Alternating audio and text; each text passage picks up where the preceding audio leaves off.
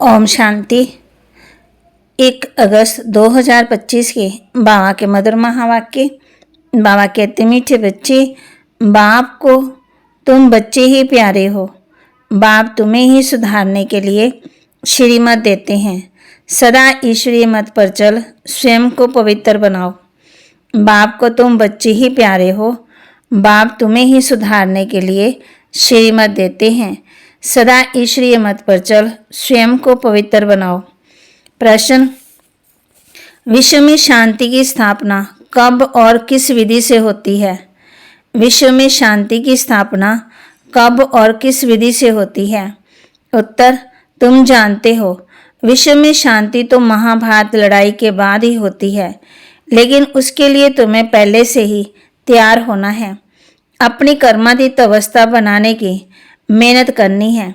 सृष्टि के आदि मध्यांत का ज्ञान सिमरन कर बाप की याद से संपूर्ण पावन बनना है, तब इस सृष्टि का परिवर्तन होगा। गीत आज अंधेरे में है इंसान। ओम शांति। ये गीत है भक्ति मार्ग का गाया हुआ। कहते हैं, हम अंधेरे में हैं, अब ज्ञान का तीसरा नेत्र दो। ज्ञान मांगते हैं ज्ञान सागर से, बाकी है अज्ञान। कहा जाता है, कलयुग में सब अज्ञान की आश्रय नींद में सोए हुए हैं। कुंभकर्ण हैं। बाप कहते हैं, ज्ञान तो बहुत सिंपल है। भक्ति मार्ग में कितने वेद शास्त्र आदि पढ़ते हैं, हठयोग करते हैं, गुरु आदि करते हैं। अब उनको सबको छोड़ना पड़े, क्योंकि वह कभी राजयोग सिखा न सके। बाप ही तो राजाई देंगे, मनुष्य को दे न सके। परंतु उसके लिए सन्यासी कहते हैं, कांग विष्ट समान सुख है, क्योंकि खुद घर बार छोड़ भागते हैं। ये ज्ञान सिवाय ज्ञान सागर बाप के और कोई दे न सके। ये राजयोग भगवान ही सिखलाते हैं। मनुष्य को पावन बना न सके। पतित पावन एक ही बाप है। मनुष्य भक्ति मार्ग में कितना फंसे हुए हैं। जन्म जन्मांतर से भक्ति करते आए हैं, स्नान करने जाते हैं। ऐसे भी नहीं सिर्फ गंगा में स्नान करते हैं, यहाँ भी पानी का तालाब आदि देखेंगे तो उसको ही पतित पावनी समझते हैं। यहाँ भी गौमुख है, झरने से पानी आता है। जैसे कुएं में पानी आता तो उनको पतित पावनी गंगा थोड़ी कहेंगे। मनुष्य समझते हैं ये भी तीर्थ है। बहुत मनुष्य भावना से वहां जाकर स्नान करते हैं। तुम बच्चों को अभी ज्ञान मिला है, तुम बतलाते हो तो भी मानते नहीं। अपना देहंकार बहुत है। हम इतने शास्त्र पढ़े हैं। बाप कहते हैं, ये पढ़ा हुआ सब भूलो। अब इन सब बातों को मनुष्यों को कैसे पता पड़े, इसलिए बाबा कहते हैं, ऐसे पॉइंट लिखकर एरोप्लेन द्वारा पर्चे गिराओ। जैसे आजकल कहते हैं, विश्व में शांति कैसे हो। कोई ने राय दी तो उनको इनाम मिलता है। अब वह शांति की स्थापना तो कर ना सके। शांति कहाँ है, झूठी प्राइज देते रहते हैं। अब तुम जानते हो, विश्व में शांति तो होती लड़ाई के बाद। ये लड़ाई तो कोई भी समय लग सकती है। ऐसी तैयारी है से तुम बच्चों की ही देरी है। जब तुम बच्चे कर्मातीत अवस्था को पाओ, इसमें ही मेहनत है। बाप कहते, मामेकम याद करो और ग्रस्त भार में रहते कमल फूल समान पवित्र बनो और सृष्टि के आदि मध्यांत का ज्ञान सिमरन करते रहो। तुम लिख भी सकते हो, ड्रामानुसार कल पहले माफिक विश्व में शांति स्थापन हो जाएगी। तुम ये भी समझा सकते हो कि विश्व में शांति तो सतयुग में होती है। यहाँ जरूर अशांति रहेगी, परंतु कई हैं जो तुम्हारी बातों पर विश्वास नहीं करते, क्योंकि उनको स्वर्ग में आना ही नहीं है, तो श्रीमत पर चलेंगे नहीं। यहाँ भी बहुत हैं जो श्रीमत पर पवित्र रह नहीं सकते। ऊंच से ऊंच भगवान की तुमको मत मिलती है।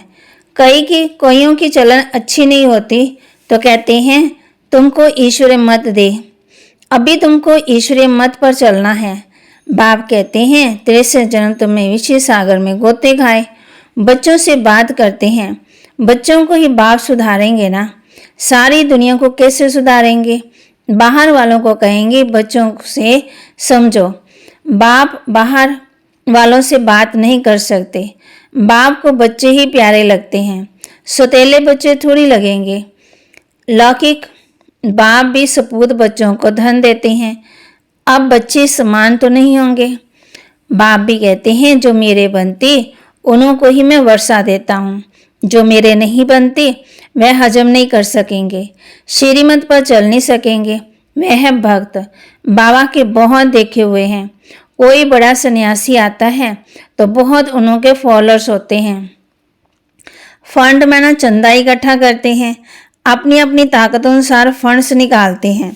यहाँ बाप तो ऐसे नहीं कहेंगे फंड इकट्ठा करो, नहीं। यहाँ तो जो बीज बोएंगे 21 जन्म उसका फल पाएंगे। मनुष्य दान करते हैं तो समझते हैं ईश्वर अर्थ हम करते हैं, ईश्वर समर्पण करते हैं। वह कहेंगे श्री कृष्ण समर्पण। श्री कृष्ण का नाम क्यों लेते हैं? क्योंकि गीता का भगवान समझते हैं। श्री राधे अर्पण कभी नहीं कहेंगे, ईश्वर या श्री कृष्ण अर्पण कहते हैं। जानते हैं फल देने वाला ईश्वर ही है। कोई साहूकार के घर में जन्म लेते तो कहते हैं ना आगे जन्म में बहुत दान पुण्य किए हैं तब ये बना है। राजा भी बन सकते हैं, परंतु वह है अलग काल का कांग विष्ठा समान सुख। राजाओं को भी सन्यासी लोग सन्यास कराते हैं तो उनको कहते हैं स्त्री, तो स्त्री के कई कई नाम रख देते। तो बाबा कहते लेकिन द्रौपदी ने पुकारा। बाप हम बच्चों को कहते हैं कि जितना आत्मस्मृति में रहेंगे उतना बाप की ताकत मिलेगी। फिर बाबा कहते हैं बाबा इन बंधनों से छुड़ाओ, कहते हैं ना बंधेलियां कहती हैं। बाप कहते बंधन तो खलास होने ही हैं। फिर 21 जन्म तुमको सुख ही सुख होगा, वहाँ दुख का नाम नहीं होगा। इस मृत्यु लोक में ये अंतिम जन्म है। दूसरी बात बाप समझाते हैं इस समय मनुष्य कितने बेसमझ बन गए हैं। जब कोई मरता है तो कहते हैं स्वर्ग पधारा, लेकिन स्वर्ग है कहाँ? ये है नरक। स्वर्गवासी हुआ तो जरूर नरक में था, परंतु किसी को सीधा कहो तुम नरकवासी हो तो क्रोध में आकर बिगड़ पड़ेंगे। ऐसे ऐसे को तुमको लिखना चाहिए फलाना स्वर्गवासी हुआ तो इसका मतलब तुम नरकवासी हो ना। हम तुमको ऐसी युक्ति बताएं जो तुम सच सच स्वर्ग में जाओ। ये पुरानी दुनिया तो अब खत्म होनी है। अखबार में निकालो कि इस लड़ाई के बाद विश्व में शांति होनी है। 5000 वर्ष पहले माफिक वहाँ एक ही आदि सनातन देवी देवता धर्म था। वो लोग फिर कहते हैं वहाँ भी कंस जरासंधि आदि असुर थे। त्रेता में रावण था। अब उनसे माथा कौन मारे? ज्ञान और भक्ति में रात दिन का फर्क है। इतनी सहज बात भी मुश्किल किसी की बुद्धि में बैठती है। तो ऐसे ऐसे स्लोगन बनाने चाहिए। इस लड़ाई के बाद विश्व में शांति होनी है। ड्रामा अनुसार कलप कलप विश्व में शांति होती है, फिर कलयुग अंत में अशांति होती है, सतयुग में ही शांति होती। ये भी तुम लिख सकते हो। गीता में भूल करने से भारत का ये हाल हुआ है। पूरे 84 जन्म लेने वाले श्री कृष्ण का नाम डाल दिया है। श्री नारायण का भी नहीं डाला। उनके फिर भी 84 जन्मों से कुछ दिन कम कहेंगे। श्री कृष्ण के पूरे 84 जन्म होंगे। शिव बाबा आते हैं बच्चों को हीरे जैसा बनाने, तो उनके लिए फिर डिब्बी भी ऐसे सोने की चाहिए जिसमें बाप आकर के प्रवेश करे। अब ये सोने का कैसे बने? तो फर्श से उनको शास्त्रकार कराया। तुम तो विश्व के मालिक बनते हो, अब माँ में कम याद करो, पवित्र बनो। तो झट पवित्र होने लगे।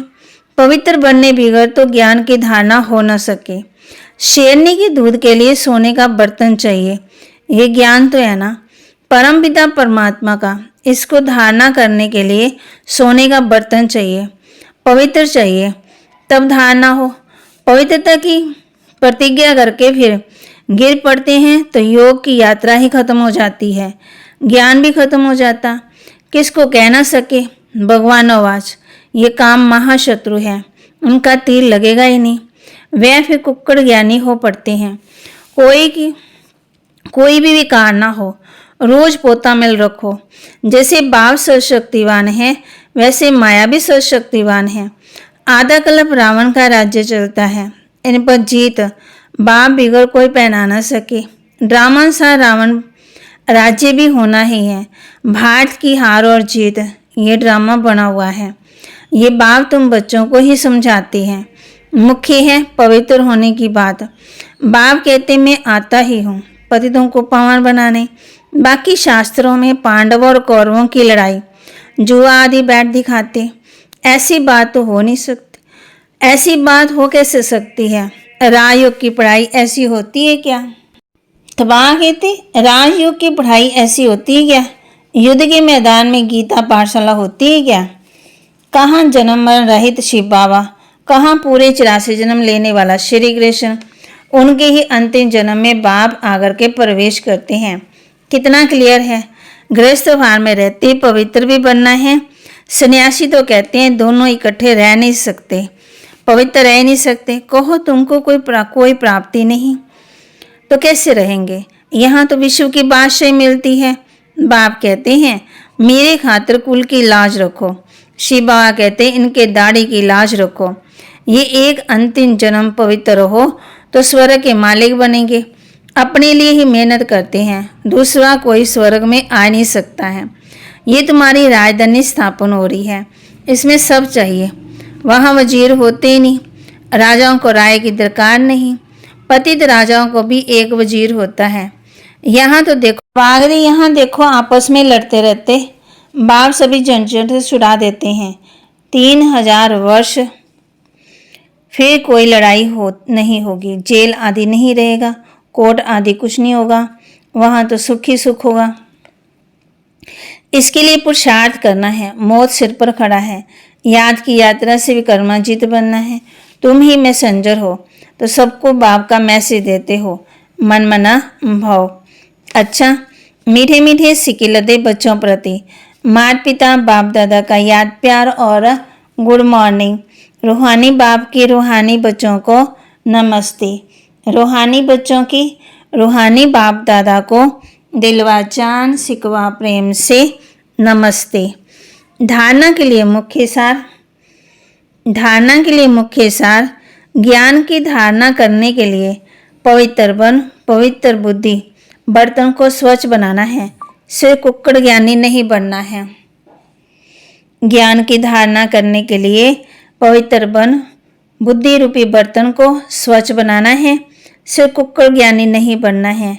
डायरेक्ट बाप के आगे अपना सब कुछ अर्पण कर श्रीमत पर चलकर 21 जन्मों के लिए राजाई पद लेना है। डायरेक्ट बाप के आगे अपना सब कुछ अर्पण कर श्रीमत पर चलकर 21 जन्मों के लिए राजाई पद लेना है। वरदान। हर शक्ति को कार्य में लगाकर वृद्धि करने वाले श्रेष्ठ धनवान व समझदार भव। हर शक्ति को कार्य में लगाकर वृद्धि करने वाले श्रेष्ठ धनवान व समझदार भव। समझदार बच्चे हर शक्ति को कार्य में लगाने की विधि जानते हैं। जो जितना शक्तियों को कार्य में लगाते उतना उनकी वे शक्तियाँ वृद्धि को प्राप्त होती। तो ऐसा ईश्वरीय बजट बनाओ जो विश्व की हर आत्मा आप द्वारा कुछ न कुछ प्राप्ति करके आपके गुणगान करे। सभी को कुछ न कुछ देना ही है, चाहे मुक्ति दो चाहे जीवन मुक्ति दो। ईश्वरीय बजट बनाकर सर्व शक्तियों की बचत कर जमा करो और जमा हुई शक्ति द्वारा सब आत्माओं को भिखारीपन से, दुख और शांति से मुक्त करो। स्लोगन।